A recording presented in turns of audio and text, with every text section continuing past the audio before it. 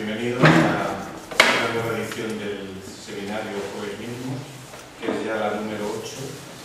He tenido que ver unos carteles que tenemos en nuestro edificio del Carmen de los Mínimos, en los que están pegados los carteles de todos los ciclos anteriores, y he podido ver que el primer seminario se inauguró el 4 de febrero de 2010, es decir, que ya llevamos más de 5 años haciendo este tipo de seminarios, que ya se van consolidando y más o menos pues sale a una media de un seminario y medio por año, que no está mal, a pesar de que han nacido en plena época de crisis. Aquel primer seminario se tituló Actualidad Arqueológica en el LAC, en la que participamos pues todos los de la casa y también bastantes ponentes de fuera. Y este seminario, la construcción de la arqueología, está organizado por Julio Navarro, que hoy está ausente porque está de viaje profesional dando unas conferencias en Génova toda esta semana, y por Mariano Martín, aquí a mi lado, profesor de la Universidad de Granada, de la Escuela Técnica Superior de Ingeniería de la Edificación, y un amigo muy querido en esta casa desde hace muchos años. Esta colaboración entre investigadores del LAC y investigadores de la Universidad de Granada se enmarca dentro de la unidad asociada que hemos planteado entre la Universidad de Granada y el CSIC, de modo que una veintena de profesores de la universidad van a trabajar de una forma más estable de lo que ya veníamos haciendo de una forma más informal durante muchos años, y con un programa concreto a lo largo de los próximos 3 años, en las que compartiremos tareas de investigación y también tareas de divulgación como es esta. También por primera vez este ciclo, el 8º seminario Jueves Mínimos, se ha incluido como actividad formativa del programa de doctorado de Historia y Artes de la Universidad de Granada, de modo que los alumnos que estén siguiendo este programa de doctorado tendrán que firmar una hoja de firmas para que después se le pueda hacer el certificado apropiado para que la actividad le cuente como actividad formativa. Bueno, quería agradecer también la ayuda en la organización que han prestado Íñigo Almela y Francisco Martínez, que son dos jóvenes arquitectos que están haciendo el máster de arqueología de la Universidad de Granada y tienen un permiso de estancia con nosotros durante un año. Y también dar las gracias a patrocinadores externos porque por la falta de fondos propios que tiene el CSIC y la dificultad de conseguir fondos públicos para la investigación en los últimos años, tanto del gobierno autonómico como del gobierno central, pues hemos tenido que recurrir a pequeñas empresas amigas que nos han patrocinado, por ejemplo, Apartamentos Muralla Civil, que se han hecho cargo de la estancia de los ponentes que vienen de fuera. El programa, que ya lo tienen ahí en el tríptico, pues fundamentalmente se refiere a temas de arqueología y construcción de la época andalusí, aunque también tenemos algunas cuestiones un poco externas, como el Palacio del Badi en Marrakech o el estudio de una iglesia cristiana que lo va a hacer Mariano Martín. Bueno, pues sin más, Mariano va a presentar al ponente y empezamos el ciclo.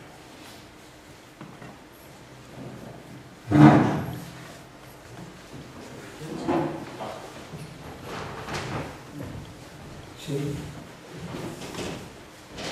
Buenas tardes.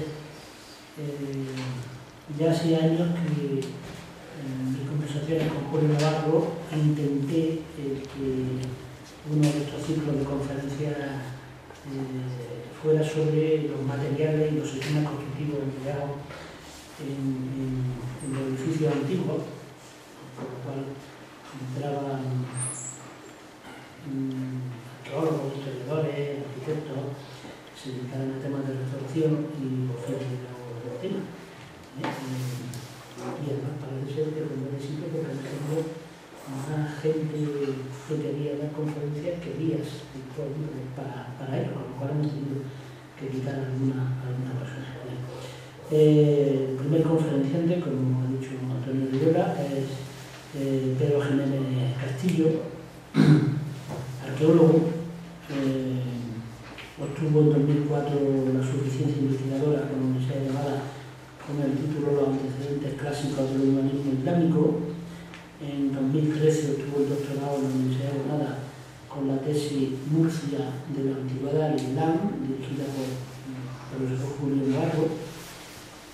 Es miembro del grupo de investigación andaluz del Laboratorio de Arqueología y Arquitectura de la ciudad, que nosotros conocemos como editado por el LAC. Ha dirigido 34 intervenciones arqueológicas entre supervisiones, prospecciones y excavaciones en las provincias de Murcia, Alicante, Albacete y Granada, así como en Jordania, en Amán. Es autor de más de 100 publicaciones sobre arqueología medieval, en general, específicamente de época islámica, y cuenta, por supuesto, con bastantes publicaciones de libros, entre ellas, quizás las más importantes, publicadas junto con el profesor Julio Navarro, como Ciudades del Andaluz, una perspectiva, del 2007, con materiales y técnicas constructivas de la Murcia andalusí en los siglos X al XIII, en arqueología y arquitectura de la ciudad. Como proyecto, pues en el año 1999 y 2000 fue director del proyecto de excavación arqueológica en el Palacio Omeya de Amán, subvencionado por el Ministerio de Educación y Cultura. Es tan extenso lo que me ha dado que llevaría casi la mitad de la conferencia en darle, explicar el currículum, con lo cual yo creo que con esto sería suficiente para que Pedro empezara a hablar de su tema. Gracias, espero que disfruten del ciclo.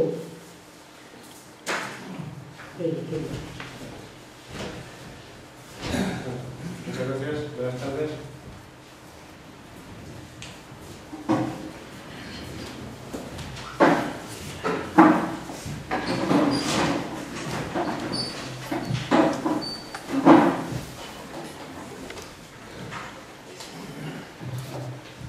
Como ha leído en la presentación el profesor Mario Martín, hace 3 o 4 años publicamos Julio Navarro y yo un artículo en la revista Arqueología de la Arquitectura sobre materiales y técnicas constructivas en la Murcia andalusí, siglos X al XIII. Ahora en la conferencia he cambiado un poco la historia, siglos IX al XIII. Porque aunque el contenido de lo que voy a explicar es básicamente lo que en su día publicamos, durante los últimos meses, los últimos años, hemos podido todavía afinar un poco y aquilatar cronologías y también, digamos, contenidos acerca de este tema. Es decir, que no se ha parado de trabajar y ahora ya no estamos en el nivel de conocimiento que teníamos cuando hicimos esa publicación hace unos 3 años. Ya estamos consiguiendo afinar un poco más en este tema. Hay que decir que los materiales y técnicas constructivas en Al-Ándalus, como en general, hablando del periodo histórico, tienen una regionalización muy fuerte. Es decir, cuando estamos hablando de los materiales y técnicas constructivas en Murcia, eso puede servir para el sureste de la península y en términos generales para todo Al-Ándalus, pero teniendo en cuenta que dependiendo de las regiones van a haber unas variantes, unos cambios en los aparejos utilizados en función de los recursos que tenían a la mano, en función de costumbres de cada una de las regiones. Es decir, que existen una serie de principios que son comunes y son generales y otros que son particulares de las regiones. Incluso dentro de la misma región puede variar mucho los aparejos empleados en la construcción entre ciudades o asentamientos que estuvieran relativamente próximos, en función, como decía, de los recursos de materiales que tuvieran a mano. Dicho esto, también veremos que existen, como decía, unas pautas comunes a todo Al-Ándalus, incluso al norte de África también. La mayor parte de la información que voy a presentar procede de la que hemos recogido durante años en las intervenciones que Julio y yo dirigimos en Murcia antes de irnos a Granada a principios del año 2000, Julio, y yo en el 2006.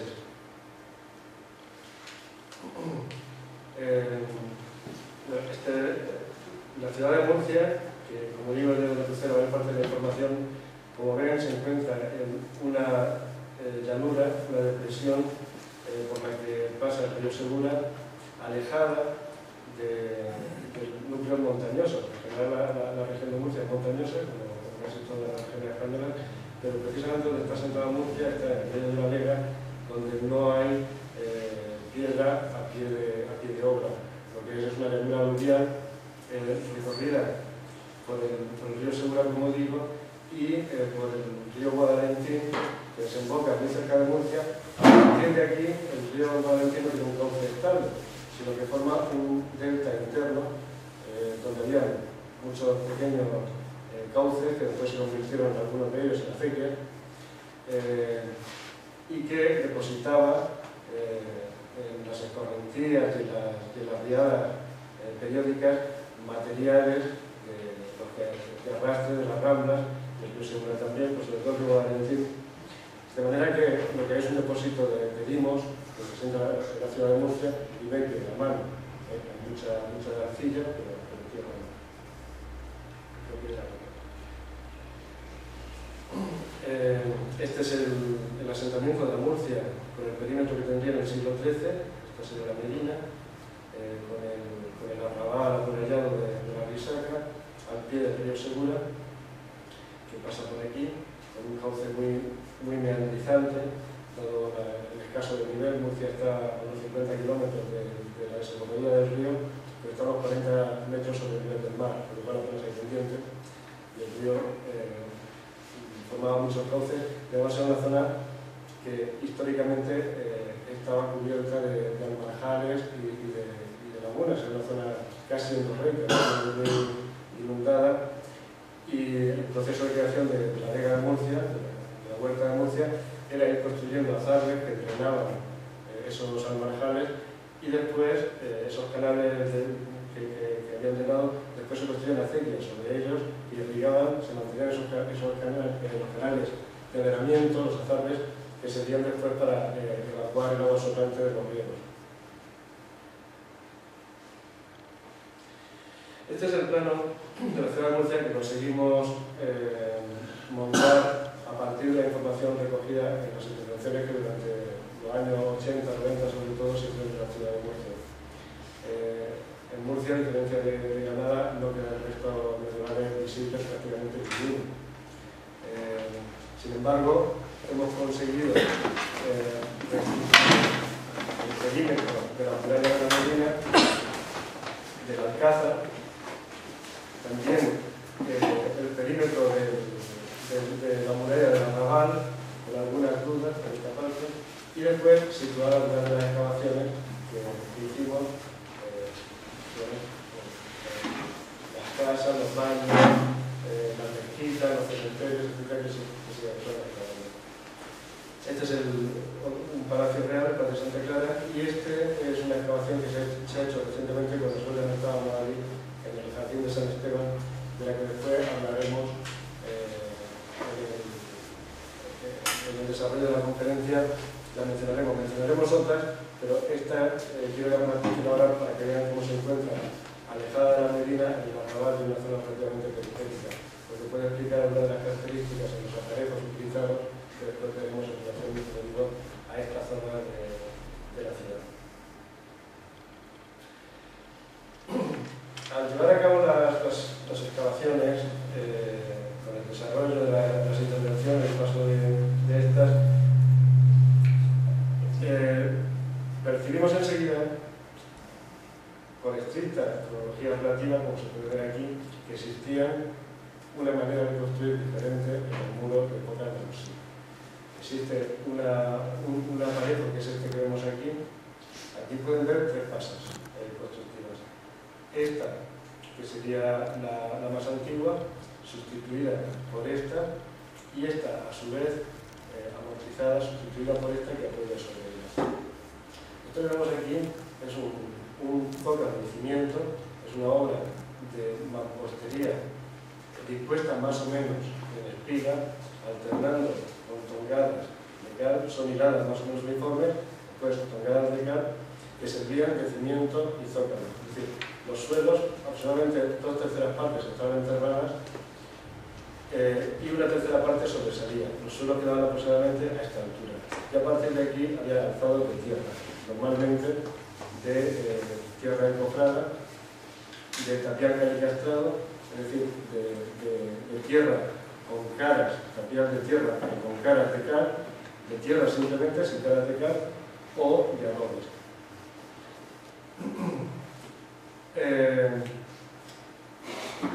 Posteriormente, esta y esta, como pueden ver, es exactamente el mismo tipo de aparejo, aunque este es posterior a este, pero en el momento que se abandona este edificio y se construye esto, se abandona esta medianería y se construye esta, el aparejo no ha cambiado.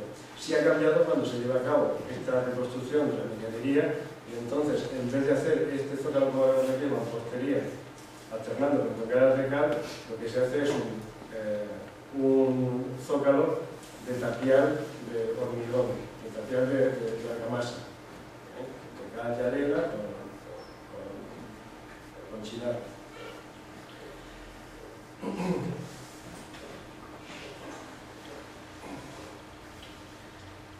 Con esta técnica, con la técnica más antigua que le vamos a ver ahora, como hemos visto, hay dos fases, dos técnicas que nosotros empezamos a llamar fase antigua o técnica antigua y técnica reciente, a falta de poder darle una descripción cronológica más precisa. Con el tiempo lo que pudimos ir viendo, tanto nosotros como otros arqueólogos que excavaban y que publicaban todos estos edificios, se daba la técnica antigua como una técnica de los siglos X-XI y la técnica reciente, la del tapial de hormigón, de los siglos XII-XIII. Murcia, como la mayor parte de Al-Ándalus, se conquista en 1243, en la época del Pacto de Alcalá. Quiere decir que a mediados del siglo XIII acaba la historia musulmana de Murcia, con lo cual no estamos como en Granada, donde hay un desarrollo hasta el siglo XV, sino que a mitad del siglo XIII se corta la historia de Andalucía. Entonces, hasta el siglo XIII tendríamos esta fase antigua que se desarrollaría entre el siglo X y XI, y la fase reciente entre los siglos XII y primera mitad del XIV. Con esta técnica antigua están construidas, por ejemplo, todo tipo de edificios de esa tecnología, por ejemplo, casas, como esta casa que vemos aquí, en la cual los muros están por completo hechos mediante la técnica que decíamos de zócalos y cimientos de mampostería con cal y después alzados de tierra, en este caso muy reparados. Para las jambas de los vanos, de las puertas, se utilizan estos sillares de calcarenita, que es un tipo de arenisca bastante blanda, fácil de tallar y que se colocaban mediante este aparejo, aproximadamente a soga y tizón, si se puede llamar así, para reforzar, como digo, las jambas de los vanos. Este es un detalle de esa misma casa donde se pueden ver un vano de entrada a la cocina con las jambas reforzadas por esta obra de sillares de calcarenita. Aquí está el muro, ha desaparecido en este caso la tierra, y aquí en el fondo, en la pared de arena, sí que vemos la obra del zócalo con las características mampostería, tongadas de cal, y después el alzado de tierra que ha desaparecido y ha sido sustituido por obras de reparación hechas en este caso con mampostería en seco.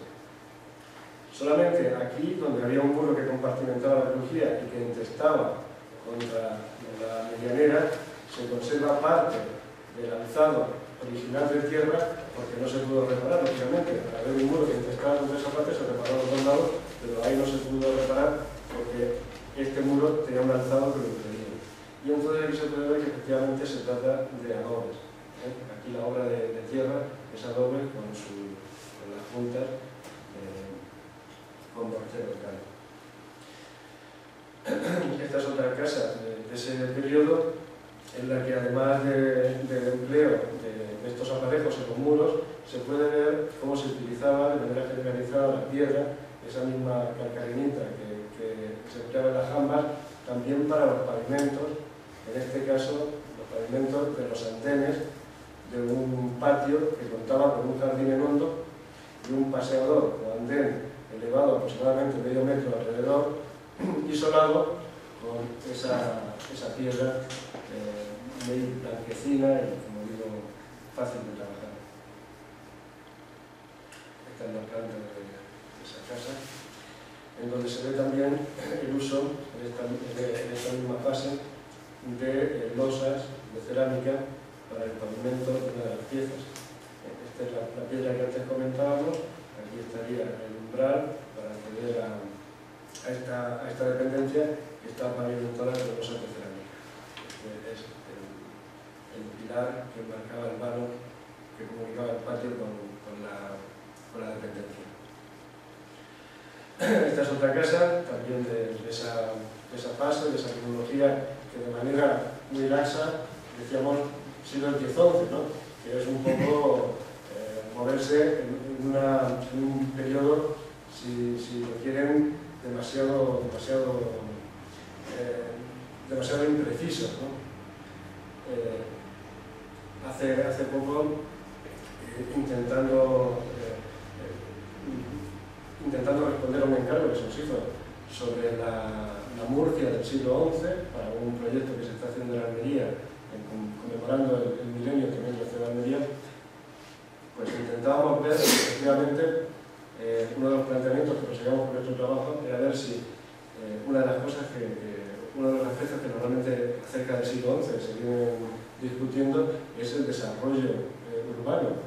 Es decir, se cree, existe la impresión generalizada de que hubo un desarrollo urbano en el siglo XI, pero eso está en gran medida por demostrar. Entonces, al intentar comprobarlo en el caso de Murcia, nos encontramos con que con una cronología tan laxa, si estamos hablando de edificios que son del siglo X-XI, verdaderamente no podemos hacer historia, no podemos estar seguros de si son califales. El desarrollo de todos estos edificios de Murcia es de época califal o es de los primeros años de las taifas, cuando Murcia dependía de Almería, o si es de final de las taifas, donde existe un ambiente completamente diferente, aparte de la presencia almorávica, ¿no? de la presión almorávica. En definitiva, que es preciso, lógicamente, el intentar aquilatar toda esta cronología en un intento que ahora después iremos viendo que hemos intentado hacer. Esta es la casa que pertenece a esta imagen que hemos visto.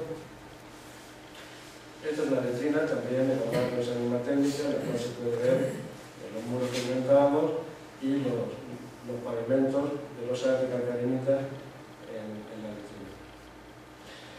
Desde el punto de vista arqueológico, uno de los problemas que plantea el estudio de esta fase es que, al estar hechos los zócalos, los cimientos con piedra, en un sitio donde, además, como era Murcia, la piedra escaseaba mucho, fueron históricamente objeto de saqueo. Entonces, mientras que los muros de la fase reciente, de los siglos XII y XIII, de tapial de hormigón, se respetaron porque el tapial no se puede reutilizar, los muros de la fase antigua, hechos con mampostería, se destruyeron, se desmontaron para recuperar la piedra y poder reutilizarla a lo largo de los siglos. Es decir, en época no solo medieval, sino también en época moderna. Aquí pueden ver un ejemplo donde tenemos una casa construida con esta técnica antigua. Estos son los suelos asociados, pero el muro que llegaría hasta esta altura ha sido desmontado y solamente quedan las últimas hiladas. Se puede ver perfectamente en el perfil la fosa de saqueo, el agujero que hicieron para recuperar la piedra que rompió, como pueden ver, la estratigrafía a un lado y a otro.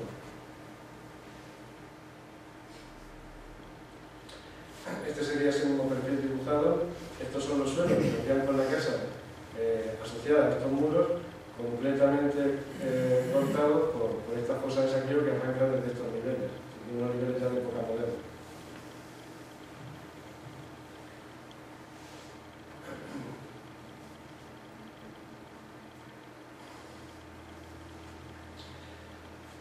Otra particularidad de este aparejo de la fase antigua es que los alzados de tierra, como decíamos, se reparaban con el paso del tiempo, era necesario repararlos.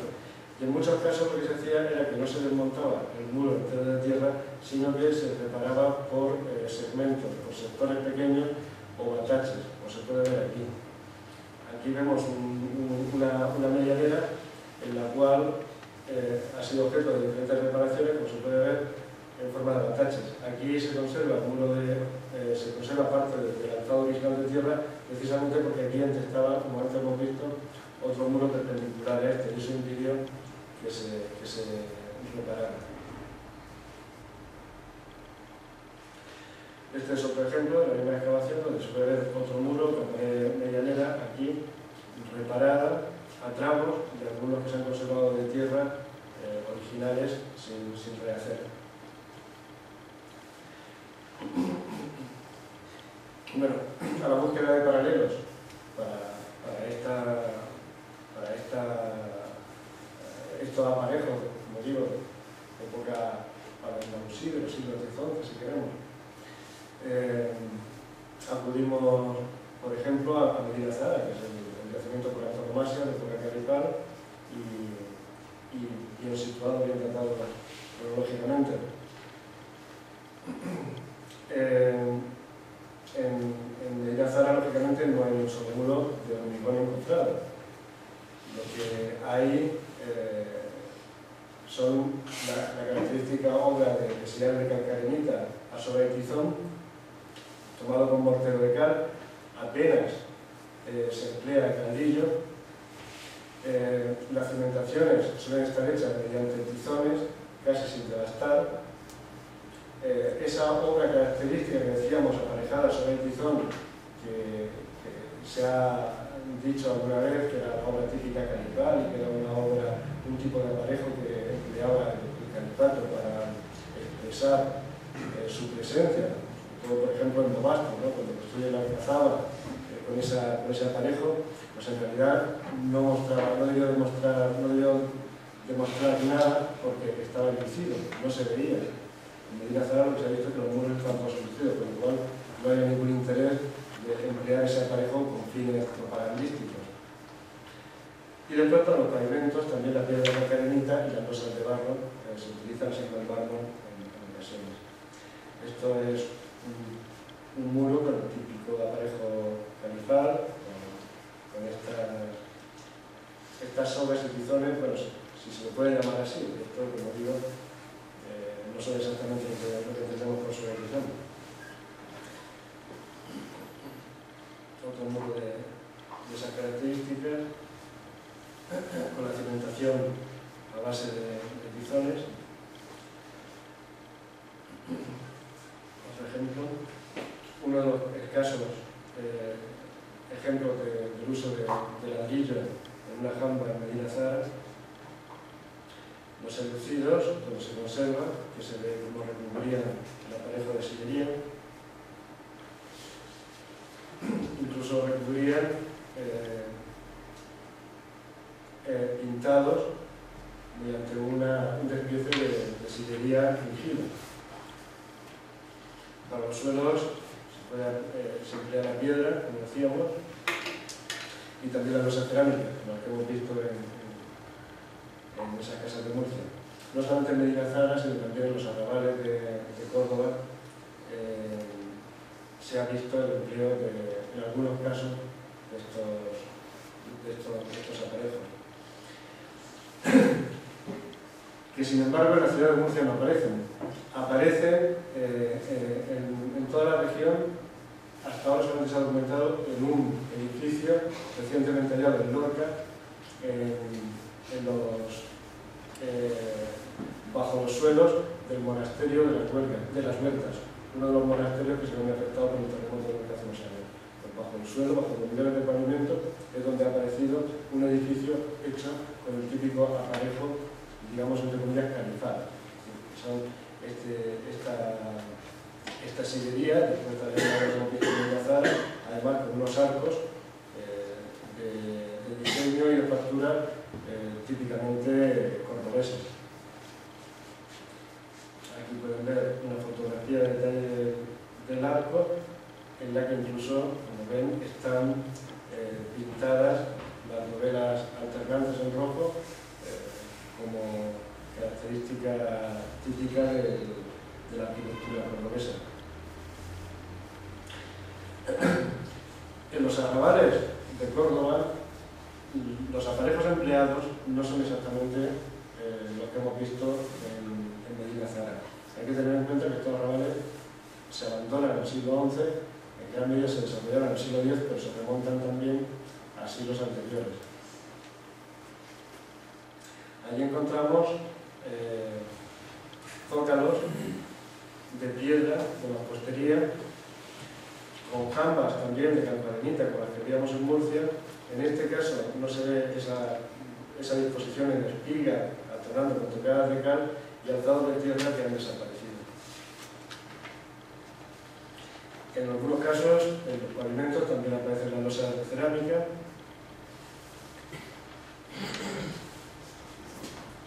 Un ejemplo más próximo, o un paralelo más próximo para comparar con lo que hemos visto en Murcia, sería el rival de Guardamar. Guardamar está en la desembocadura del río Segura, es decir, estamos hablando de unos 70 kilómetros aproximadamente de distancia desde Murcia. Y además, para el rival de Guardamar tenemos la ventaja de que se conserva una lápida fundacional, que es esta que se ve aquí, que data la construcción de este edificio en el año 944. Bueno, este edificio es probablemente de la mayor parte de la fase constructiva final, la fase que se usa en pie, porque en el Rival de Guardamar hay dos fases constructivas. Una fase que es esta y otra fase soterrada. La fase más reciente es la fase que está datada en 1944. Para esta fase reciente tenemos edificios construidos con zócalos, con espiga tomada con cal, con alzados de tierra, como hemos visto en Murcia, pero en otros casos, cuando es un muro importante, el alzado entero es de mampostería, como podemos ver aquí. Aquí se ve otra imagen de ese mismo muro. Este es el mihrab, visto desde el interior del oratorio. El muro, con la disposición característica. Este muro, sin duda, tendría un alzado de tierra que ha desaparecido, y este muro más noble que se ha hecho hasta una altura considerable en mampostería, está hecho en piedra. Pero para esa misma fase, es decir, para mediados del siglo X, tenemos también este tipo de obras. Aquí se ve esta fotografía donde pueden ver la mampostería. En este caso está tomada con tarquín, con barro, y alzados de tapial de tierra. Aquí pueden ver la huella del barzón de la caja, y aquí los dibujos, los cuales incluso se ven todavía la huella de las tablas de la caja de cofrade. Eso estamos hablando de la misma fase constructiva. Además, como digo, por debajo de esa fase había otra fase, que es esta que se ve aquí. Estos son los muros con la puerta de la fase reciente. Y por debajo pueden ver los restos de una fase anterior. Aquí vemos una puerta con el muro de la fase reciente y por debajo un muro anterior con su puerta. Y aquí lo podemos ver también. En este caso no se ha llegado hasta los suelos. En la excavación no se llegó hasta los suelos de esa fase. Pero a juzgar por el material que aparece bajo los pavimentos de esta fase, se puede pensar que podría ser aproximadamente de mediados del siglo IX. La obra es obra de mampostería, tomada con barro y con alzados que serían seguramente de tierra.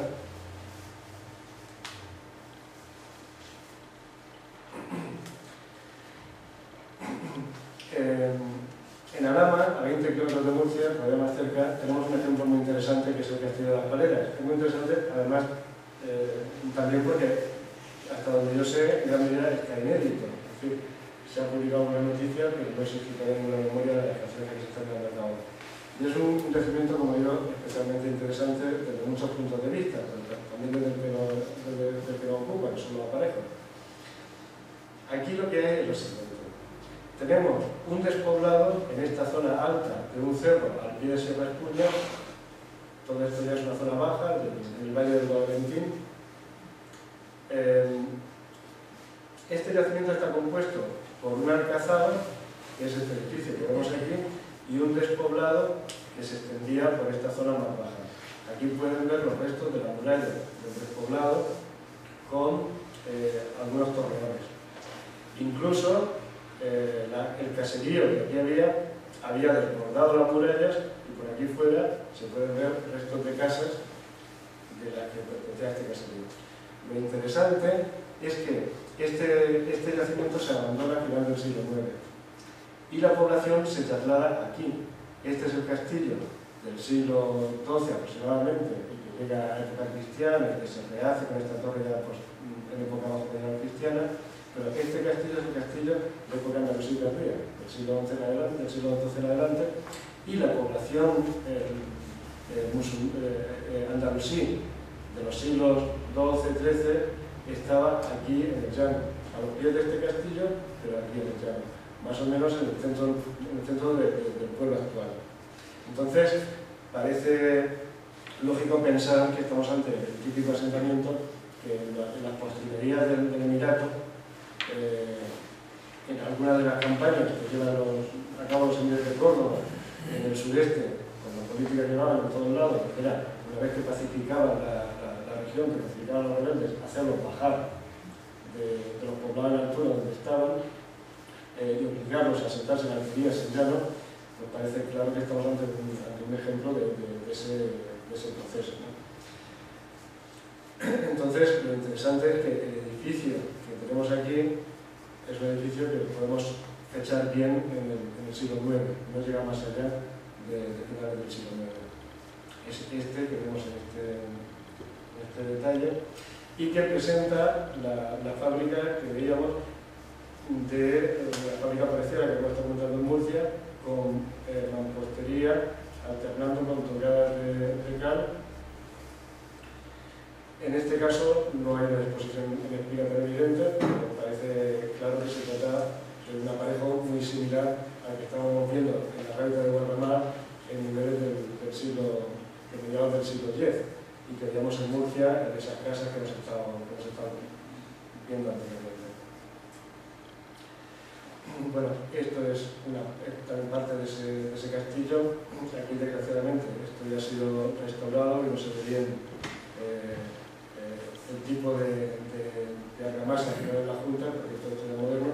Lo que sí se puede distinguir todavía es que existía una cierta horizontalidad en las hiladas de piedra, aunque no esa esquina tan marcada como veíamos en el frente de la Granada o en esa casa antigua. Este es otro ejemplo del castillo de las Paleras, y estos son algunos de los muros del interior del castillo, como pueden ver con este aparejo de mampostería tomada con barro. En la última excavación que hicimos en Murcia, que dirigimos Manuel Pérez Asensio y yo, intentamos hacer una excavación aquilatando y afinando en los temas de la geología, porque nos parecía fundamental para poder utilizar de manera más histórica, por decirlo de alguna forma, la información que proporciona esta arquitectura. Entonces, aquí hemos empleado, además de utilizar la estratigrafía con el máximo cuidado, hemos inventariado los materiales. Estamos en proceso de hacerlo, pero hemos terminado de inventariar cuidadosamente los materiales cerámicos, comparándolos con materiales cerámicos de otros yacimientos bien fechados. Hemos hecho análisis de carbono 14 de los materiales orgánicos que eran percibidos en los estratos para poder contrastarlo con la información que proporcionaba la cerámica.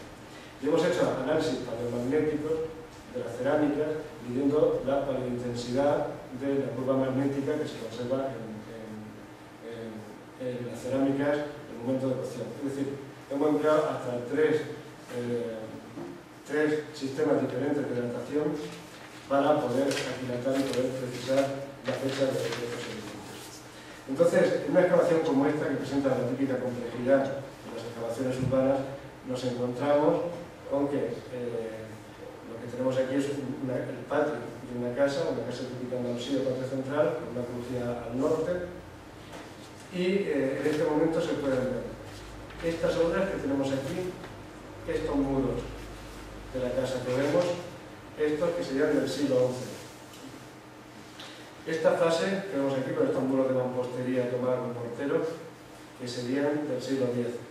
Y una fase de muros de tierra que tenemos aquí, que sería del siglo IX. La otra característica, el rasgo característico que hemos descrito antes con las tongadas de cal y las hiladas de mampostería de espiga, en este caso es hecha en el siglo XI.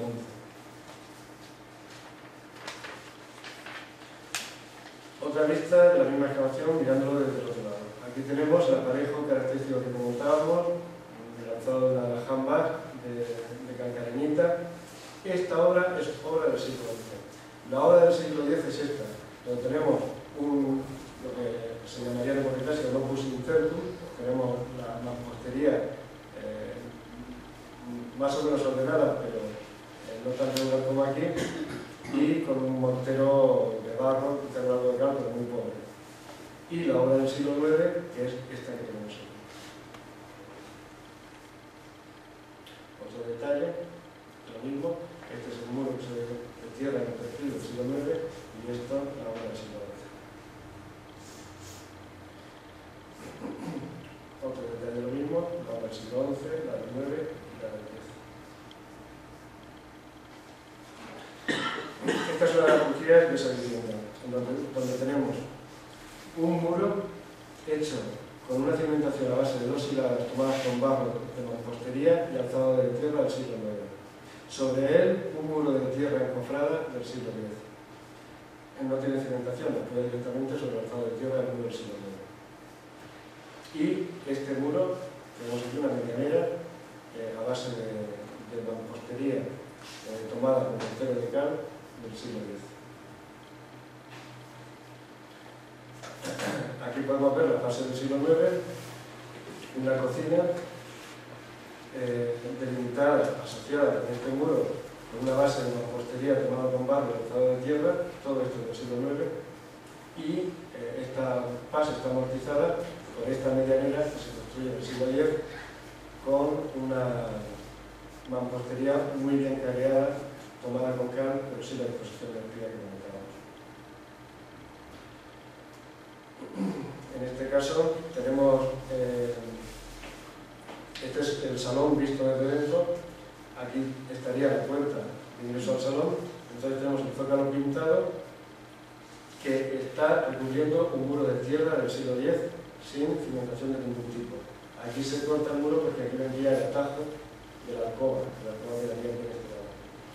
Y encima un cimiento de mampostería posterior, de los siglos XI, de los siglos XII, esto tenemos que revisar.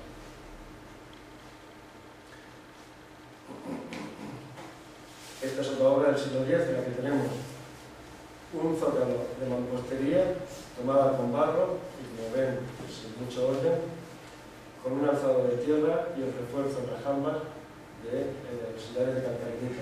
Esta obra también está fechada perfectamente en el siglo X. Otro detalle, lo que veíamos antes, de la cocina, con este muro del siglo IX, cortado por esta medianera del siglo X. Esta es la misma medianera vista por el otro lado. Es el aspecto que presenta este muro de aquí, esto por el otro lado. Obra del X, como decía.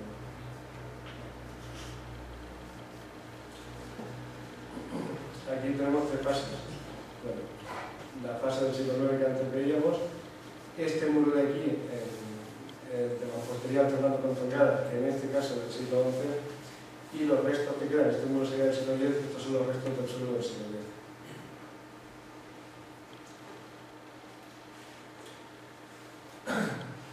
De nuevo, una superposición de fábricas, este muro con el aparejo típico que estábamos describiendo al principio, bien fechado en este caso en el siglo XI, y sobre él una refacción del muro de tierra. Este es el alzado de tierra de este zócalo, se rompió y se metió aquí en esta puerta en el siglo XII para abrir esta alcoba de aquí a este salón.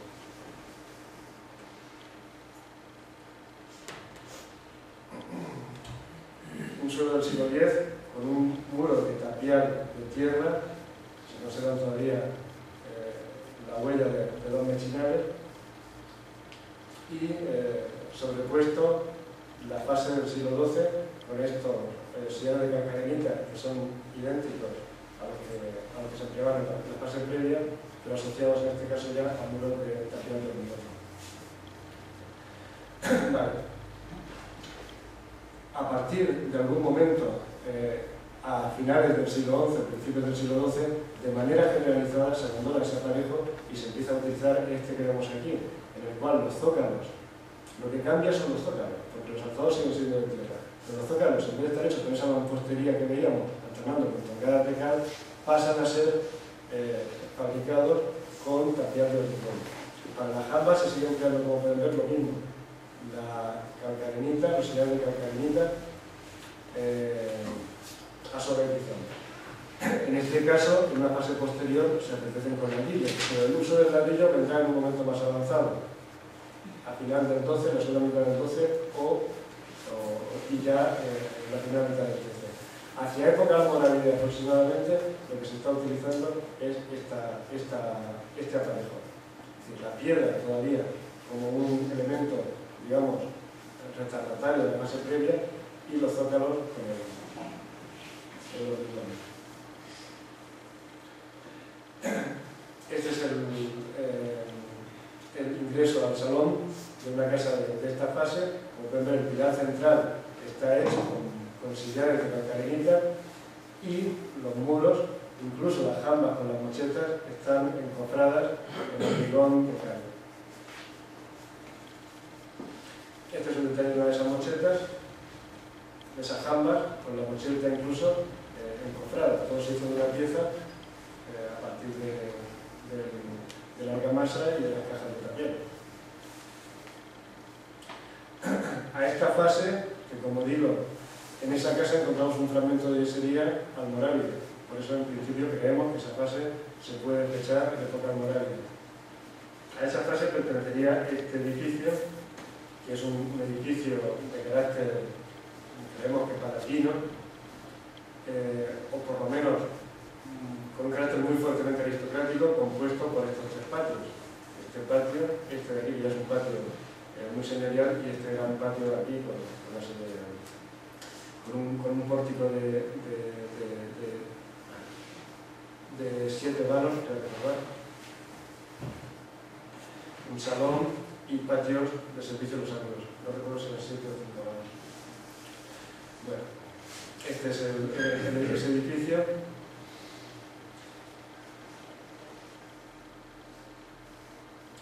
Se puede observar cómo también se utiliza, junto con el tapial de hormigón y los sillares para reforzar los vanos, también en las esquinas, en los encuentros entre los muros, se mete sillería de calcarenita para reforzarlos. Son todos los puntos del edificio y por tanto se refuerza con sillería. Aquí pueden ver el vano con lo que queda de la jamba de sillar de calcarenita que aquella que ha desaparecido, se expoliada, solamente queda algunos, pero lo suficiente para indicarnos que aquí las jambas son perfectamente de piedra como hemos visto.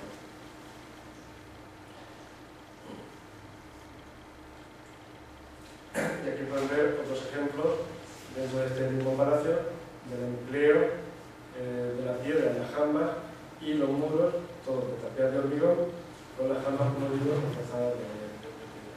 Lógicamente, estos muros, como digo, tenían su alzado de tierra que ha desaparecido.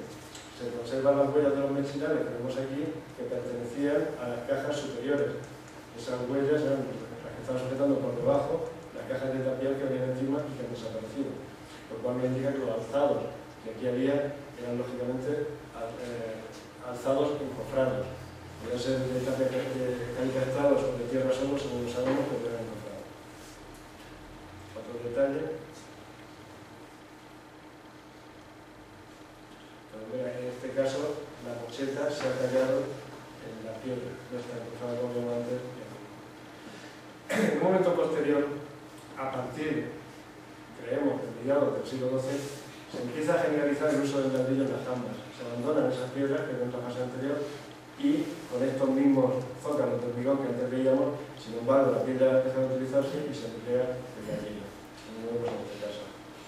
La piedra ya se limita solamente a usos muy puntuales como los rebordes de los jardines, como vemos aquí en este caso. O a reforzar zonas comprometidas del edificio, como esta esquina de este edificio de hormigón, en una esquina que quedaba muy cerca de la alcantarilla, por tanto la refuerzan con piedra.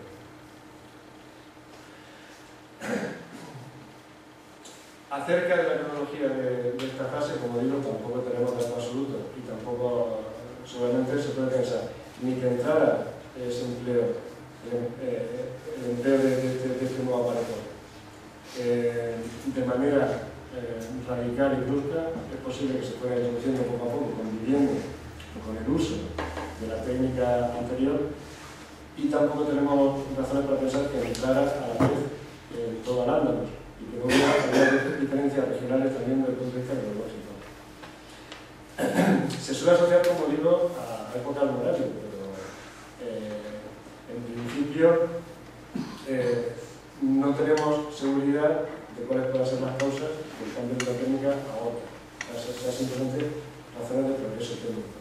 Lo que sabemos es que aquí, por ejemplo, en Marrakech, yéndonos al meollo del Imperio Almorávido, por intentar situarlo, en época de Yusuf ibn Tashfin, a finales del siglo XI, se construye el Qasr del Hayat, que es este que hay aquí, y se hace con la técnica antigua, es decir, con piedra, con zócalos de piedra y alzados de tierra. Sabemos que con esa misma técnica, que podemos decir antigua, se construyen las primeras murallas de Marrakech en época del hijo de Yusuf ibn Tashfin, de Ali ibn Yusuf. Sin embargo, el palacio de Ali ibn Yusuf, que está bajo la mezquita Kutubiyya, que es este que vemos aquí, estos son los restos, esta es la superficie de la mezquita. Aquí lo que he hecho ha sido borrar la planta de la mezquita y dejar la huella, o sea, dejar los edificios subyacentes del palacio de Ali ibn Yusuf. Estos, que se datan probablemente en el primer cuarto del siglo XII, están ya hechos con la técnica nueva. Es decir, están hechos con zócalos de tapial de hormigón.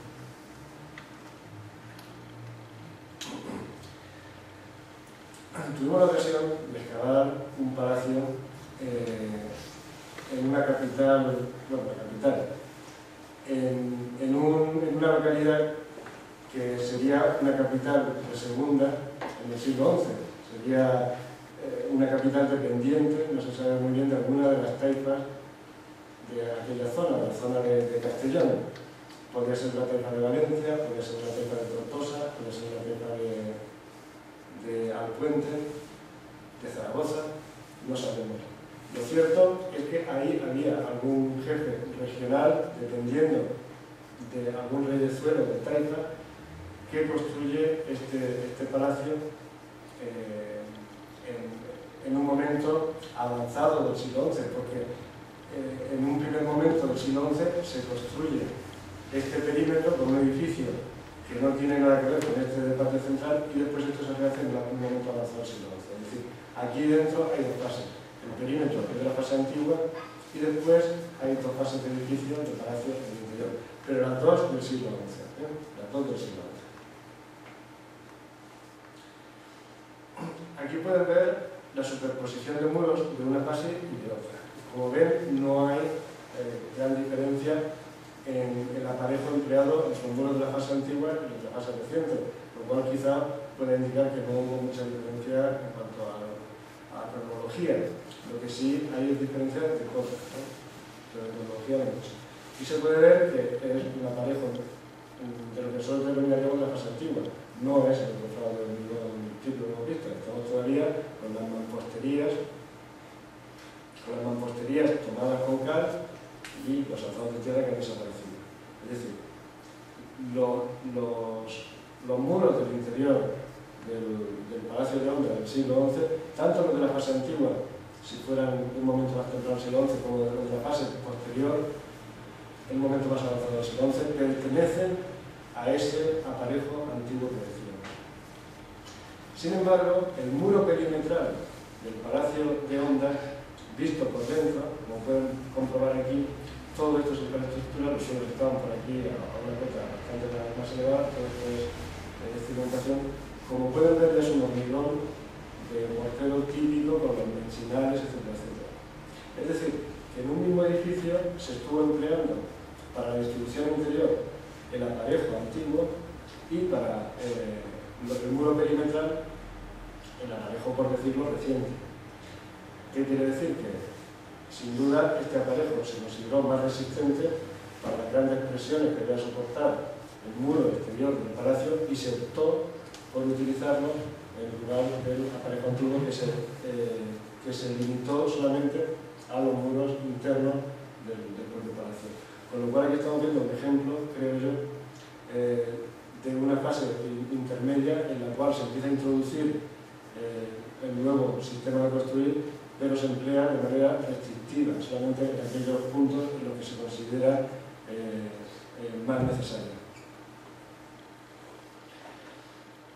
Como fecha, como edificios que nos puedan datar el empleo de esta técnica de manera con una cronología absoluta, tenemos el Castillejo de Monteagudo, que está bien fechado en época de Marlaris, es decir, en el tercer cuarto del siglo XII, entre 1147 y 1172, tercer cuarto del siglo XII. Este palacio está bien atribuido a Ibn Marlaris por las fuentes y por la arqueología, y nos ofrece una cronología absoluta para saber, para tener la certeza del empleo de este aparejo nuevo, este aparejo de los tapiales de hormigón, podemos decir.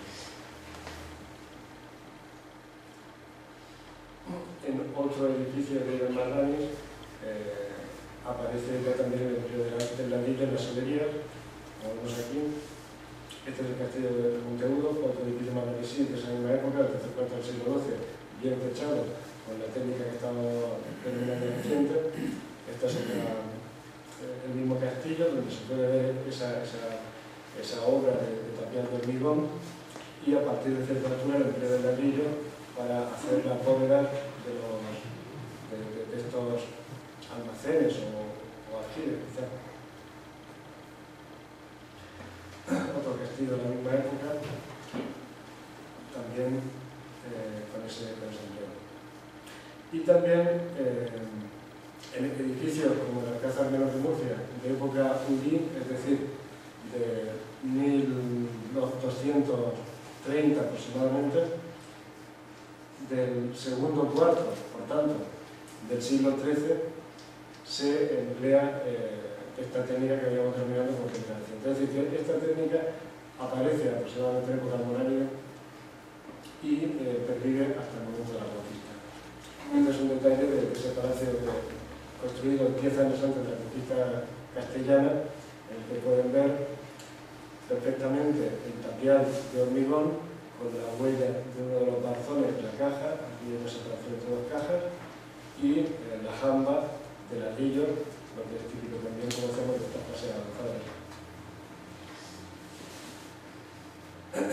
En las casas, a partir de final del siglo XII, se generaliza el empleo del ladrillo, sobre todo en los pavimentos. Como se puede ver aquí en esta casa, este es el salón, con la alanía, aquí en este extremo, la parte central del salón, y aquí estaría el patio de la casa. El patio también estaba asolado con ladrillos a sardinel en espiga.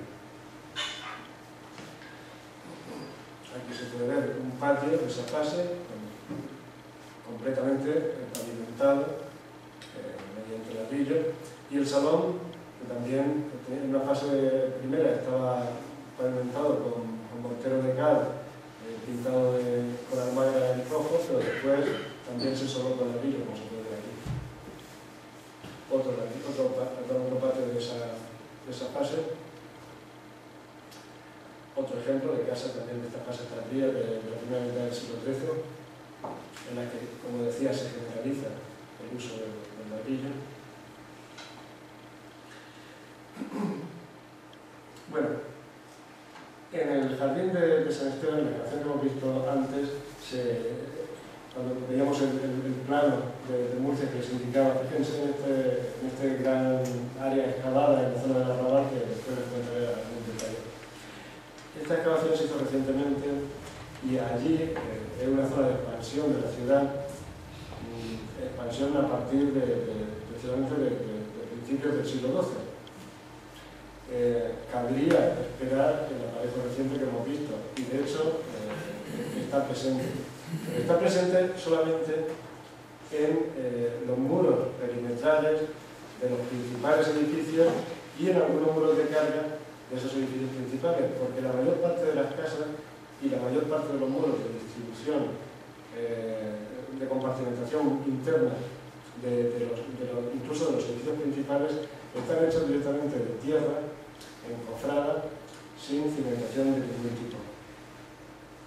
Muros de tierra que después, bueno, como los muros que veíamos del siglo IX, cuando estábamos viendo la casa, esa excavación de calle Pascual, en la cual hay una superposición de niveles muy grandes, ¿no? Vemos que los muros del siglo IX, algunos de ellos son muros de tierra, como se llama en el perfil, sin ningún tipo de cimentación. Entonces, ese tipo de fábricas de cimentación se mantuvo a lo largo del periodo andalusí, existió durante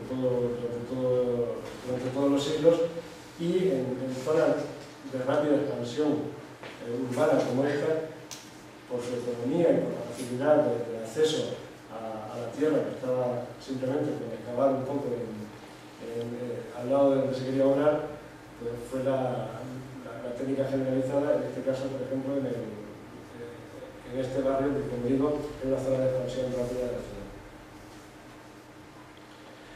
Esta es una de las casas típicas de las que aparecieron allí en el jardín de San Esteban, en las que, como pueden ver, los muros son muros encofrados de tierra sin mayores complicaciones. Las jampas suelen estar reforzadas con ladrillos y, dado la fragilidad de estos muros, suelen aparecer muy reparados con ladrillos. Pero todos estos ladrillos que se ven, la mayor parte de las veces son reformas hechas a posteriori. Son reformas, reparaciones. Este es otro ejemplo, unos espacios que se tratan de tiendas, también de allí de San Esteban, con los típicos muros de tierra, con algunos refuerzos y algunas reparaciones hechas en ladrillo.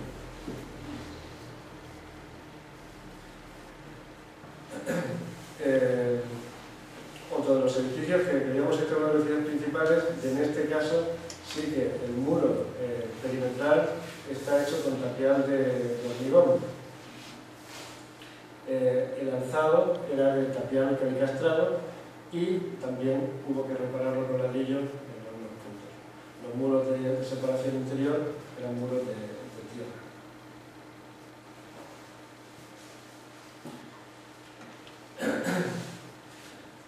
Bueno, este panorama es el que hemos visto en la ciudad de Murcia, pero si nos vamos al yacimiento de Sillasa en la misma época, es decir, en el siglo XII o principios del XIII, el aparejo no es exactamente igual tampoco al que hemos visto para la ciudad de Murcia, lo cual demuestra que en un mismo entorno, si ya se está a unos 40 kilómetros de Murcia, en el mismo curso del río Segura, corresponde está al lado de la actual población de Cieza. Pues el entorno, como pueden ver, es completamente diferente, es un despoblado un poblado que en su día se situaba en una ladera, en lo alto de un monte, donde había mucha piedra a mano, y entonces el aparejo que se utilizó es como digo, diferente.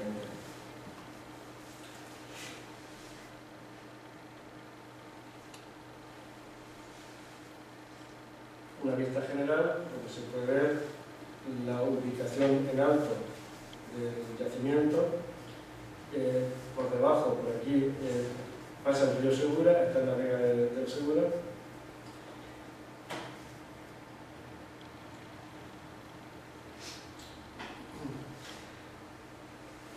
aquí pueden ver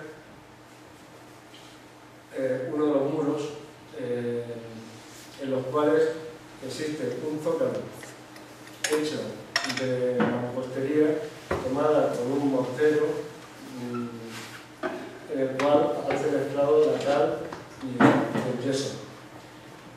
Sobre este zócalo se levantaba un muro de tapial, el cual queda aquí la huella de un mechillado. El tapial característico de Sillasa es tapial de tierra reforzado en las jambas, lo que se llama la arquitectura tradicional tapial con brencas. Consiste en que cuando se monta la caja se acumula la materia, el material más consistente, la argamasa, en este caso la argamasa bastarda, como digo, con mucho yeso, se acumula en la parte de la caja que va a quedar hacia la jamba, mientras que el resto de la caja se rellena con material más endeble, en este caso con tierra, con el fin de economizar. Se trata de no gastar en toda la caja el material más sólido, que es el yeso y la mampostería, acumularlo en este extremo de la caja y en el resto de la caja de encofrado echar la tierra. Eso crea estos perfiles característicos. Aquí vemos una caja, otra caja, otra y otra, 4 cajas. Las primeras, las inferiores, tienen una cantidad mayor de mampostería y de argamasa. La siguiente ya predomina la tierra, pero hacia la zona de la jamba se ha acumulado argamasa, de manera que forma esta sección. Aquí el obrero que estaba dentro de la caja acumuló la cal contra la jamba y después hacia el interior de la rellenó con tierra. Y aquí exactamente igual.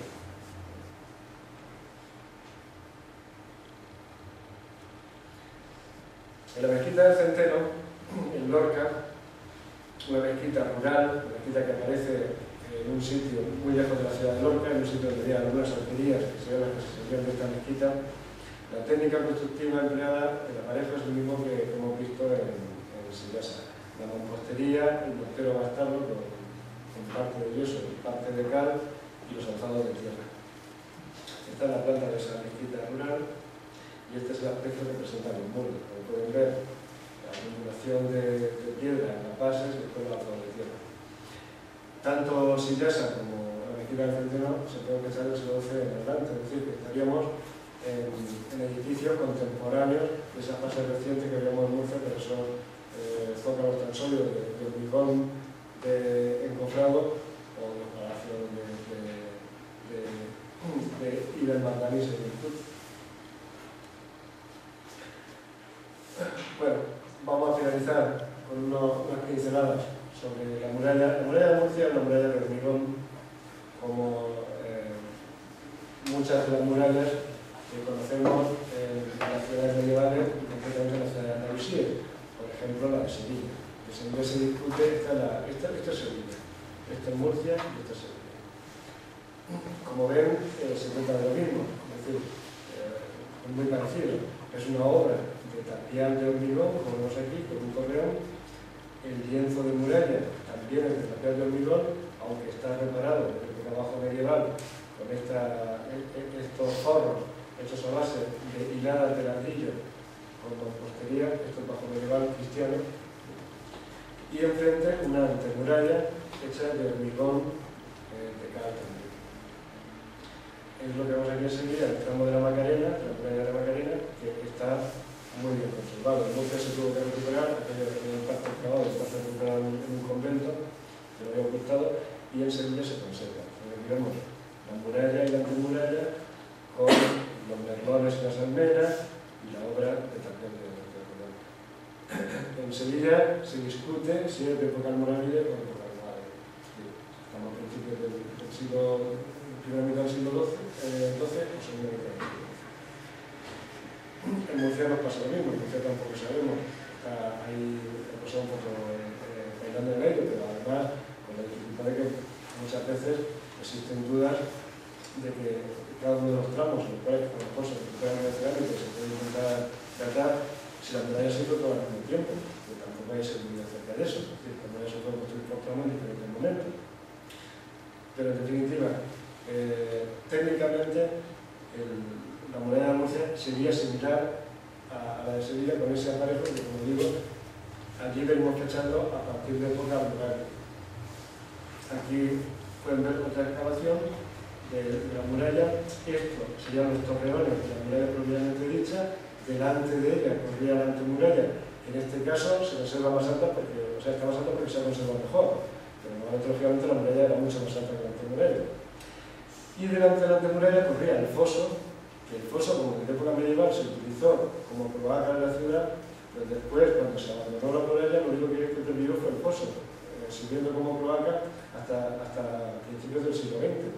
Estos abovedamientos, esta bóveda que ven aquí es del siglo XVIII, pero se mantuvo en uso, se llamaba el Banco de la Villa, hasta mediados del siglo XX, hasta principios del siglo XX, cuando se metió ya la alcantarillado moderno, ¿no?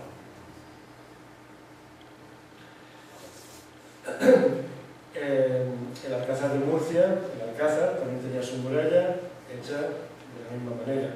Y se puede ver que el Alcázar de Murcia tenía una muralla de tapial de hormigón, que es esta que salía aquí con su torreón, que en un momento dado se preparó en las esquinas con ladrillo y que posteriormente incluso se forró con otra obra de tapial de hormigón y se rellenó con tierra el espacio entre las dos, de manera que un torreón que tenía este perímetro se convirtió en un torreón mucho más sólido que eso que vemos aquí en una fase posterior.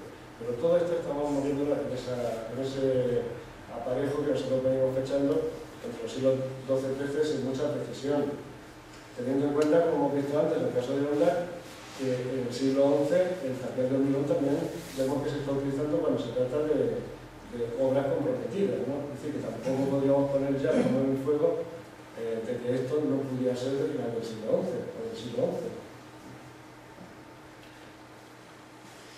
Lo que sí se aprecia en la muralla de Murcia son muchas refacciones y muchas bases. Como eso que hemos visto en el Alcázar, aquí en esta intervención se puede ver una muralla antigua con un torreón aquí que fue rehecha completamente, retranqueándose la nueva muralla y levantándose otro torreón encima del torreón antiguo.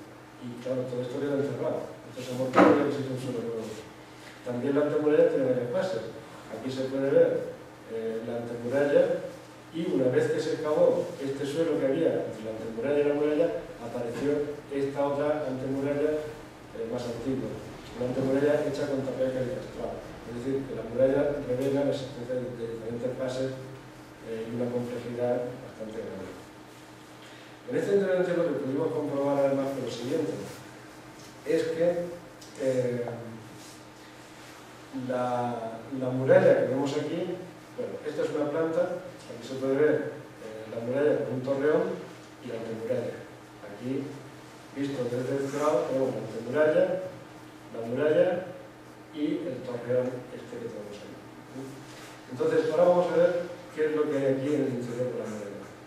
Al excavar el interior de la muralla, vimos esto de aquí es la cara interna del encofrado. Este encofrado que ven por aquí, la cara que da hacia el interior es esto que estamos viendo aquí. Esta obra que vemos aquí, que es una obra de mampostería con cal, es esto que hay aquí.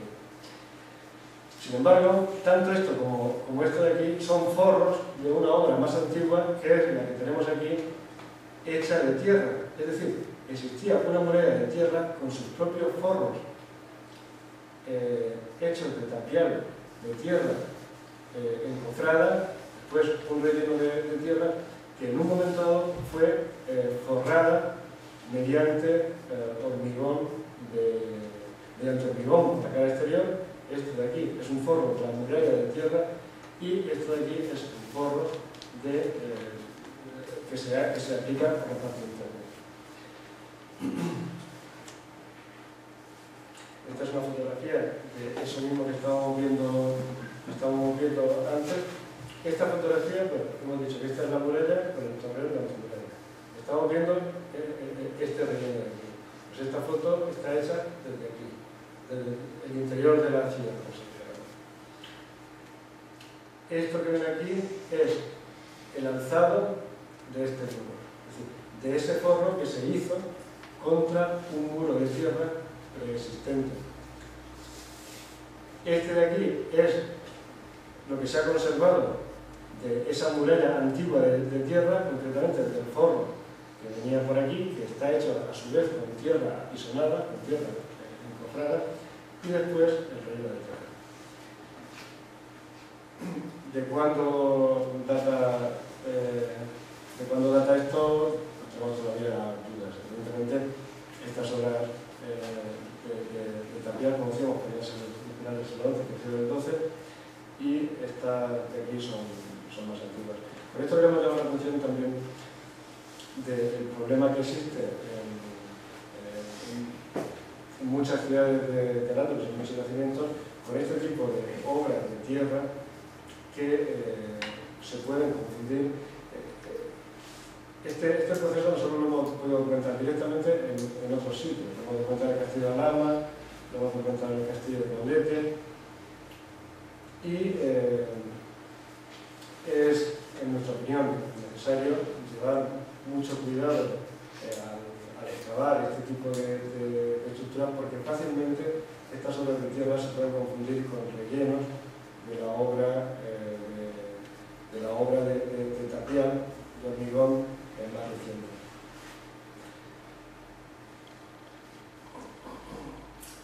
En San Esteban de Gormaz, por ejemplo, se conserva la muralla de tierra. En este caso no se llegó a forrar, aquí se abandonó y está, como pueden ver, la muralla de tierra tal cual. Este sería el aspecto que presentaría la muralla de Murcia si no se hubiera forrado por todos lados, por dentro y por fuera, con hormigón con tapial de hormigón. Y en el castillo de Gormaz, como pudo estudiar el profesor Almagro, pasó exactamente lo mismo, solamente que aquí no se forró con tapial de hormigón, como hemos visto en el caso de Murcia, sino que se forró con mampostería y con sillería. Esta es la puerta del castillo, esta puerta que vemos aquí, vista por dentro. Este aspecto tan cutre que presenta la cara interna de la muralla es porque aquí existía una muralla de tierra contra la que se construyó todo este forro de piedra. Con el tiempo lo que pasó fue que la muralla de tierra desapareció y que ha quedado visto esto que en principio no estaba previsto que se tuviera que ver.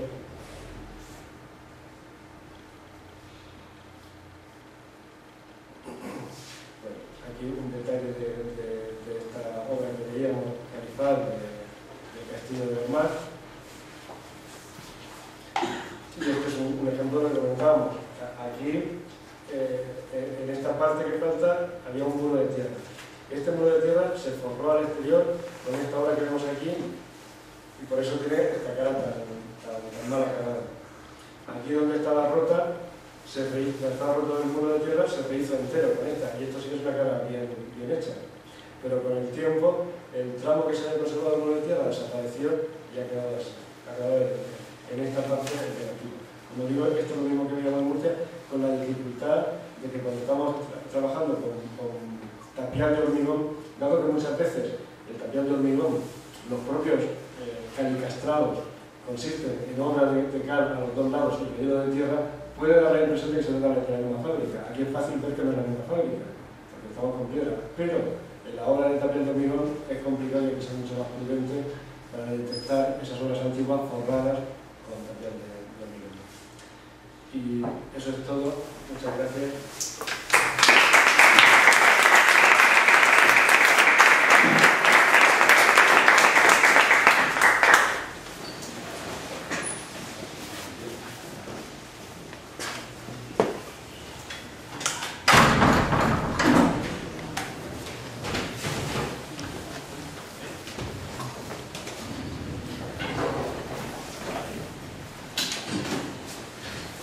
Bueno, pues empezamos con un turno de preguntas. Si alguien quiere, yo voy a aprovechar que me está haciendo de tarde para preguntarle muchas cosas.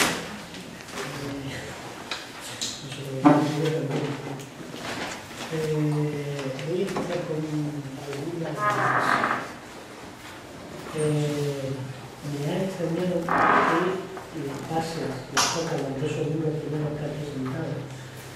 sean de mampostería electricidad, cuando la mampostería electricidad no trabaja bien la recuperación.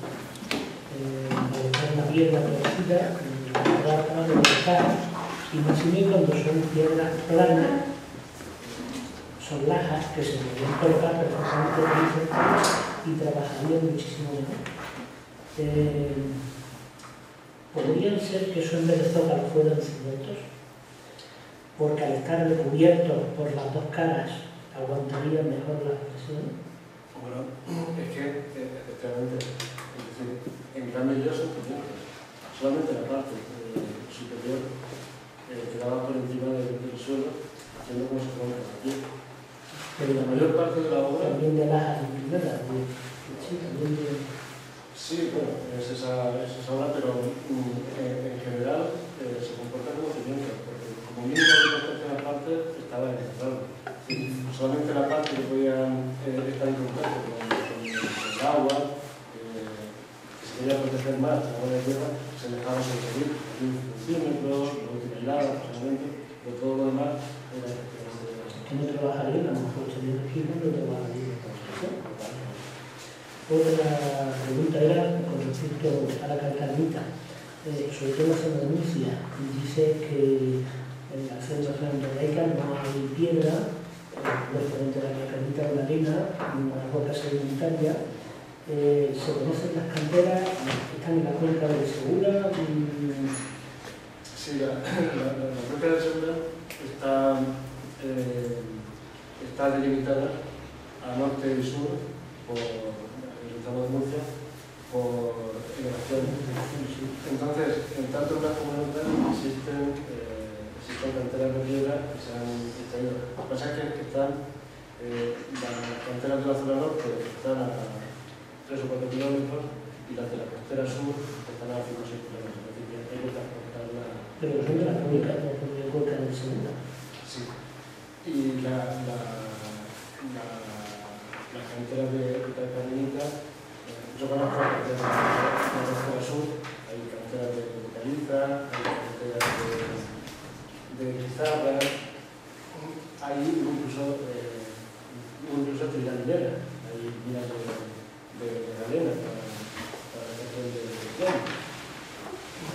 Y las noticias que yo tengo están sobre de no visto, pero en la norte sí que existen canteras de Cataluña, donde la información está en el centro de Murcia.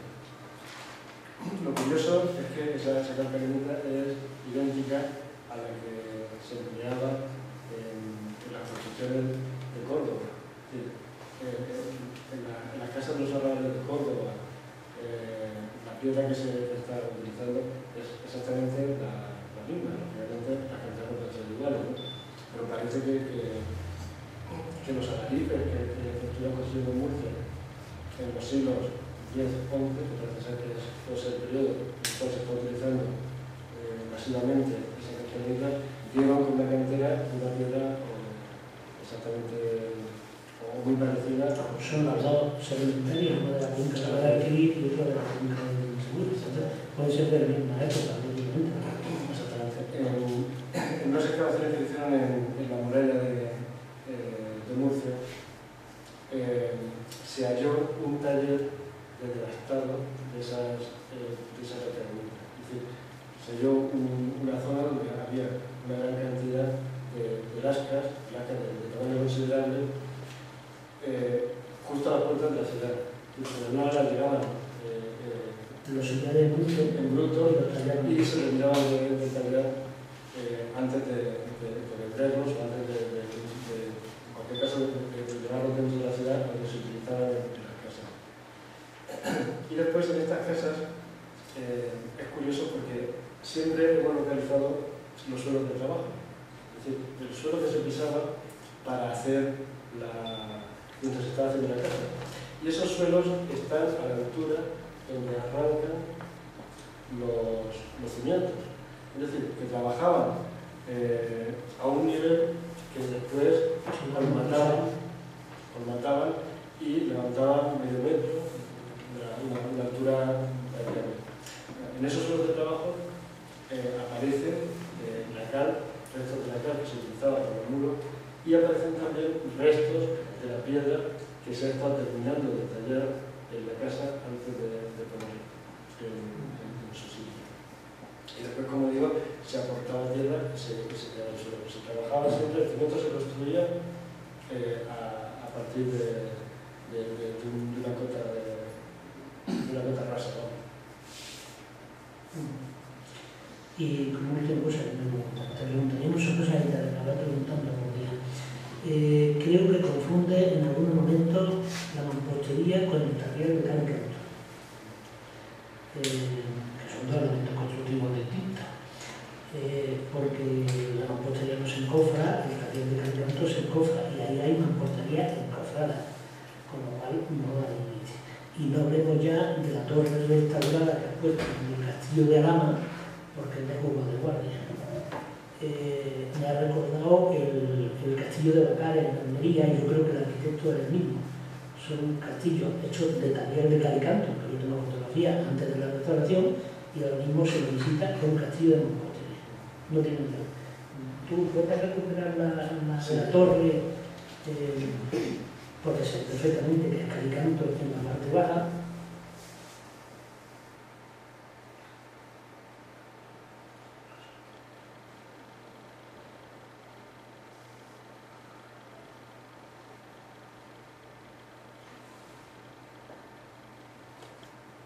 Es que todo lo que has comentado de piedra con toncadas de cal es también de canto. La mampostería se junta y retomada con mortero, pero cuando tiene una capa grande de cal entre piedra y piedra, es porque se ha echado una tongada de piedra, luego una tongada de cal. La foto anterior, Pedro, por favor. Aquella esa ahí se ve bastante claro. La del medio. Bueno, aquí tenemos un tapial de cal y canto, perfectamente en la foto grande se ve un tapial de cal y canto, no es una mampostería. Esa. Sí. Pero si te vas a la de la restauración, que es la siguiente, que has puesto esa. Bueno, aquí estamos viendo el tapial de cal y canto en la zona baja, y si no hay rejuntado de piedra ninguna, sin embargo, tú tienes una mampostería hecha arriba, clavado el castillo de Bacar de Almería. O sea, lo cual quiere decir que es otro castillo completamente distinto. Tú tienes, en el tapial de cal y canto no se aprecia mucha piedra, se ve un mortero, mientras que en la mampostería lo que está viendo piedra con un rejuntado. Perfectamente en la parte baja.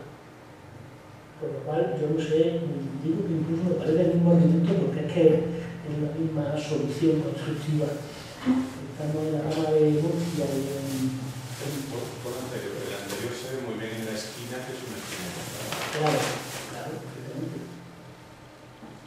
Y además formando tongadas hiladas de piedra, tú macizas luego con mortero de cal, vuelves a echar otra capa de piedra encima, y luego salen casi hiladas, pero tú cuando quitas el encofrado lo que más ves es mortero, no ves piedra. Mientras que la mampostería, incluso si está careada, ves una piedra, una cara más trabajada en el exterior, ahí no, ahí son bolos los que vas echando. Entonces, lo que pasa es que en este caso yo estaba buscando las imágenes en internet y la verdad que no me ha accedido porque yo esto no lo he visto. Estoy viendo lo mismo que estáis viendo vosotros. Este castillo no hay publicaciones. Sí. Las imágenes que hay son... Lo que pasa es que hay muchas imágenes de los aspectos en el que se ve excesivamente mortero en la capa exterior, y además mortero que no es un mortero de haber enfoscado a la mampostería posteriormente, porque está trabado, unido con el mortero que hay entre los mampuestos, con lo cual quiere decir que está encofrado y que es un mortero, un tapial de cal y canto. Entonces, en la publicación nosotros identificamos ese mortero como encontrado. En los casos que queremos simplificar. Es decir, ese aparejo, cuando tenemos seguridad nosotros en la publicación que tenemos que lo tomamos. Yo, lo que pasa es que cuando no he tenido claro que lo fuera, he preferido hablar de mampostería y tongadas de cal, porque para mi discurso eso es relevante. Es decir, estamos hablando de una técnica, una cronología y después la sustitución de ese material centrado en el el material, que es lo que es claramente identificable. Hay algunos casos en los que puede estar claro, pero hay otros, como habéis visto, son muros que habéis visto con el aprendizaje y todo eso, que evidentemente, siendo de la misma época, o no son encofrados, o no está claro que lo sea. ¿Alguien pregunta algo más? Sí, perdón. Yo me he quedado con la duda, no lo he oído bien. ¿Las técnicas que ha utilizado para datar? Las técnicas que hemos utilizado para datar son las siguientes. Primero la estratigrafía. Entonces, hemos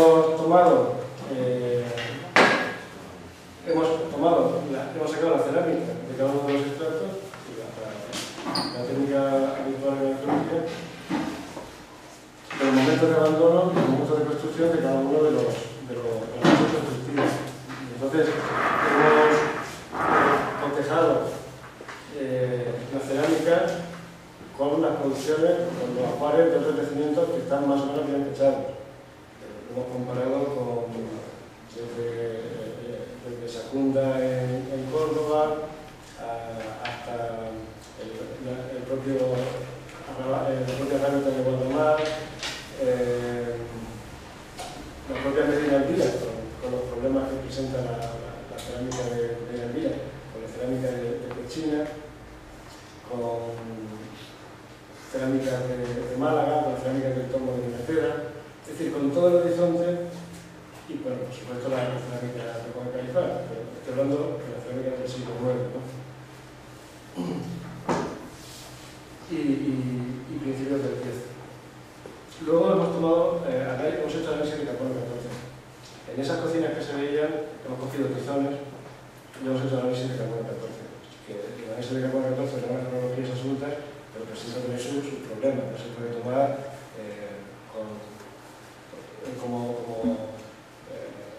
como dogma de fe, porque da ciertos problemas. Y después, la tercera técnica que hemos utilizado es la paraintensidad, que es una técnica que consiste en que cuando la cerámica cuece a partir de 500 grados, que es el punto en el que queda fijada dentro de la cerámica la orientación y la intensidad del campo magnético en el momento de la cocción,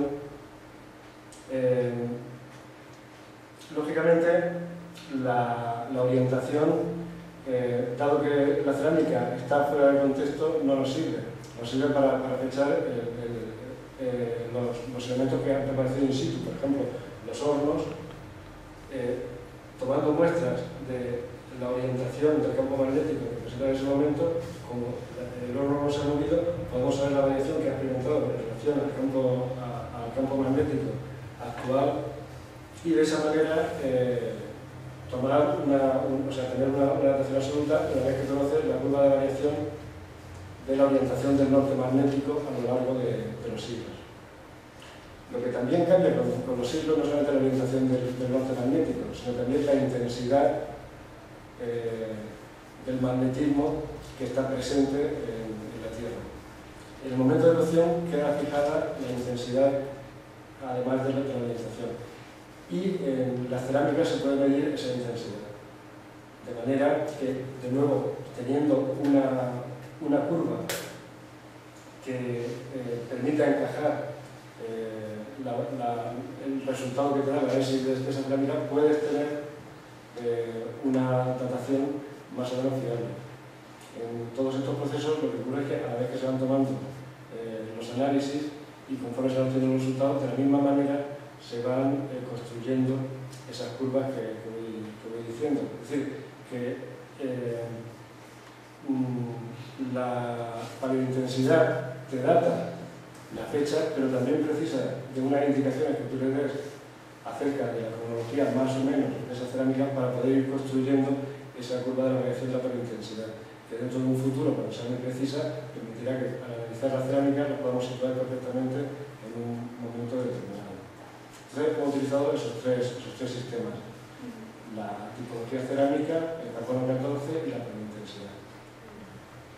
Otra más, con respecto a la Casarenita, Medina Zahara, yo no soy historiadora, pero me da la impresión que puede ser más como hereditario, o sea, como una reutilización de los sillares romanos, porque de hecho, no sé, el poquito así que yo he estudiado, cuando en obras ya del periodo andalusí se encuentran sillares bien tallados, pero es por mi ignorancia, a mí me da la impresión que es más como una reutilización romana, ¿no? Bueno, que va. En Medina Zahara hay sillares de época califal, todo lo que quieras. En Córdoba en general, en la obra de la mezquita, están utilizándose sillares de época emirante desde el principio, con sus variantes. No es lo mismo la obra de época emirante temprana y la época más tardía, tienen variantes, pero son sillares con toda la de la ley. No solamente de calcarenita, sino también de materiales más duros. Es decir, que se utilizaba el sillar perfectamente. ¿Pero están documentadas las canteras que explotaban los árabes? Pues yo creo que sí. Yo la verdad que no soy especialista en Córdoba, pero creo que sí. Además he puesto una imagen de una excavación de unas casas en la zona de la estación de autobuses, en los arrabales, en el arrabal norte, creo que es la zona de la estación de autobuses, que llama. En fin, de los arrabales, pero se ve perfectamente la utilización de esos sillares de calcarenita, el modo de calcarenita a soga y tizón, en un contexto que no es un contexto ni mucho menos palatino. Es decir, que incluso en casas de cierta categoría se empleaba en Córdoba la calcarenita, no la utilizada.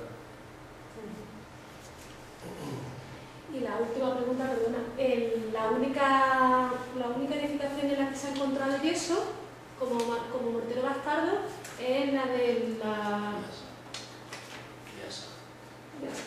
Sí. ¿No? En las demás no se ha encontrado mortero bastardo. En las demás, bueno, en la excavación, o sea, en la mezquita del Centeno también. Y en muchos otros yacimientos. En general, en los contextos rurales, el mortero que se está utilizando es un mortero bastardo.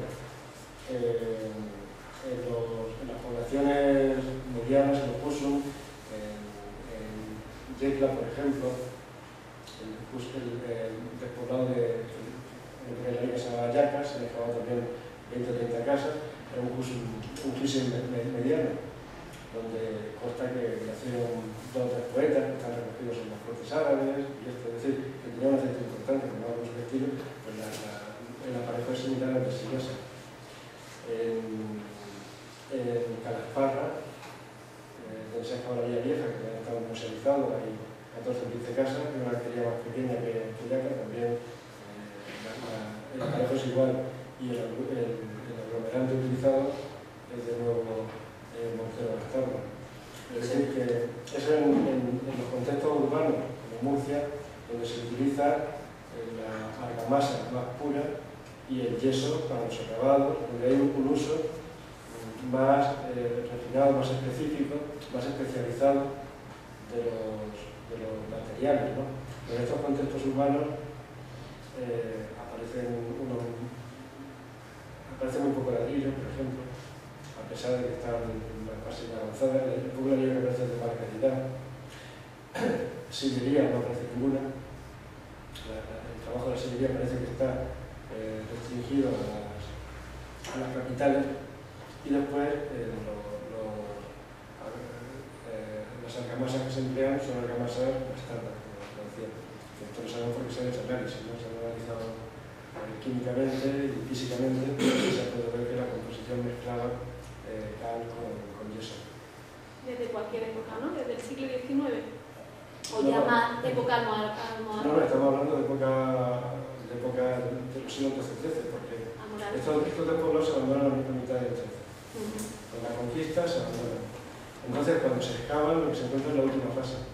Y esa última fase pues, se puede remontar como mucho a mediados del siglo XII, ¿no? Se puede pensar que las casas estuvieron 100 años en pie, no mucho más.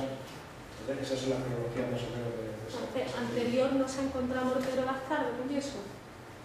Es que no se ha excavado. O sea, pero tampoco en ningún sitio, ¿no? O sea, que se haya excavado.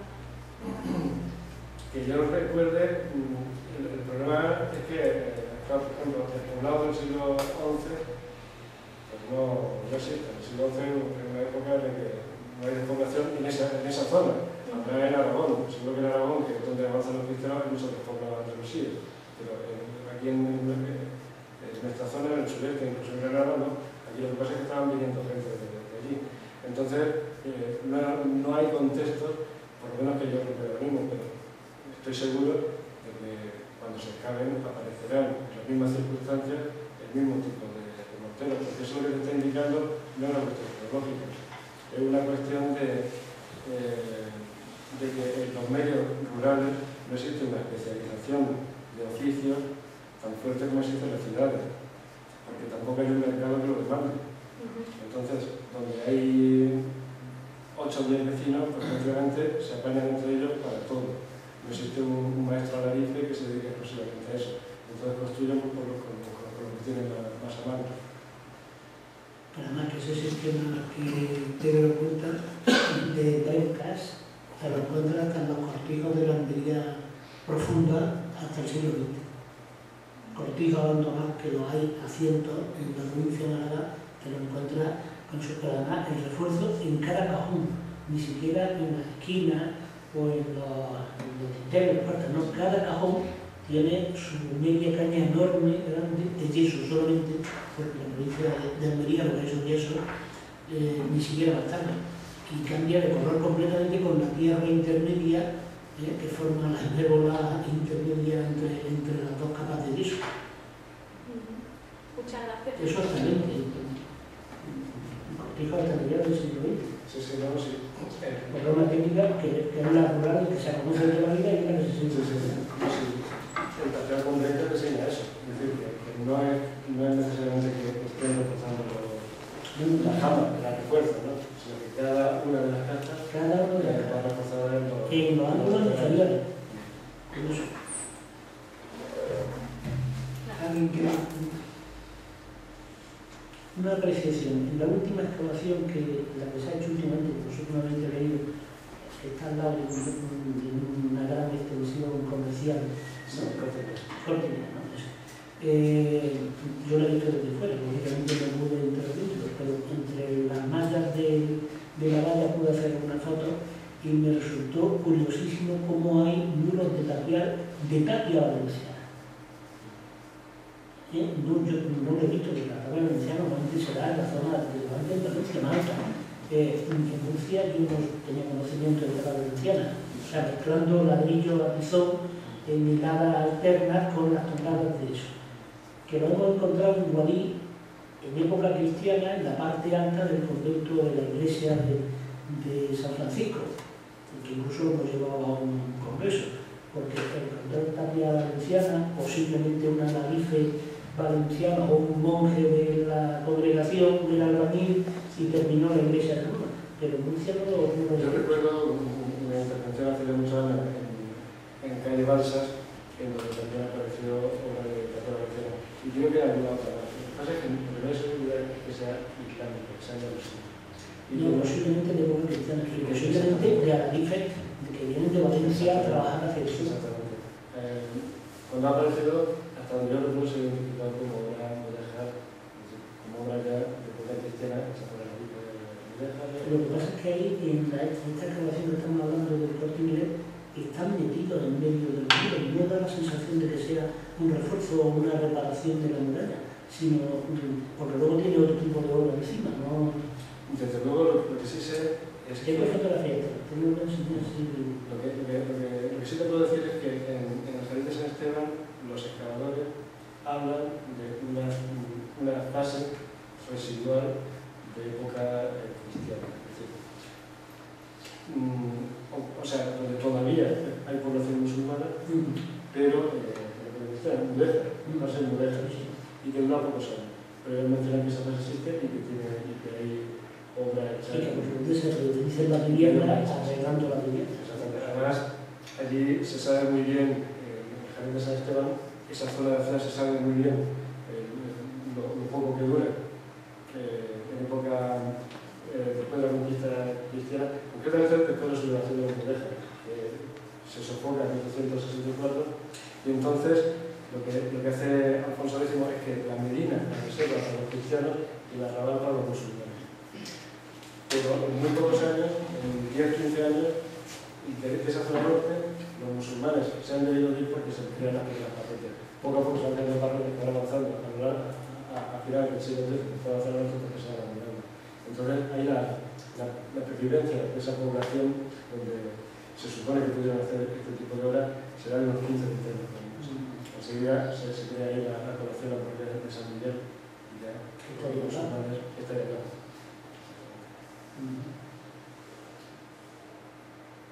¿Alguien pregunta?